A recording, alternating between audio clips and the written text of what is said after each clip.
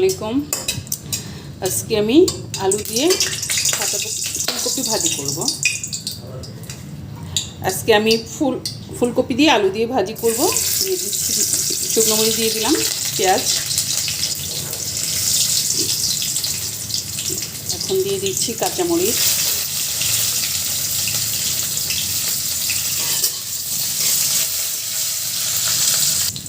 হয়ে গেছে পেঁয়াজটা ভাজা। এখন দিয়ে দিচ্ছি আলু ফুলকপিগুলো, দিয়ে দিচ্ছি লবণ। আর এটা আমি সাদা রান্না করব, অত মশলা যাবে না। সাদা এভাবে একদিন ভাজি করে খেয়ে দেখবেন, এত মজা হয়। এখন এভাবে নেড়ে ছেড়ে দেবো।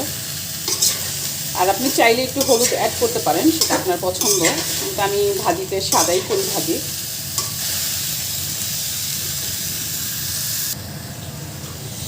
দিয়ে দিচ্ছি আমি এখন একটু টমেটো,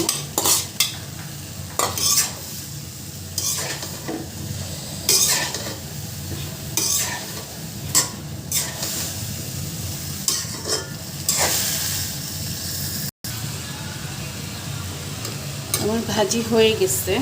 এখন ধনিয়া পাতা দিয়ে নামিয়ে ফেললেই হয়ে যাবে।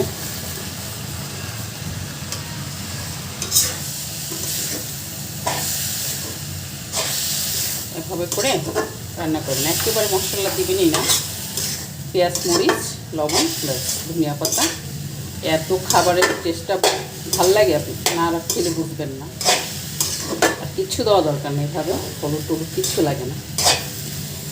তো আমার ভিডিওটা ভালো লাগলে অবশ্যই একটা লাইক, কমেন্ট, শেয়ার করবেন, পেজটাকে ফলো করবেন, পাশে থাকবেন। এই দেখুন সব সিদ্ধ হয়ে গেছে, সব হয়ে গেছে। তো শেষ করছি আজকের রান্না। আবার দেখা হবে। অবশ্যই লাইক, কমেন্ট, শেয়ার করবেন, পেজটাকে ফলো করবেন। আর এভাবে রান্না করে একদিন খেয়ে দেখবেন, কমেন্ট করবেন কেমন হয়েছে। আল্লাহ হাফেজ।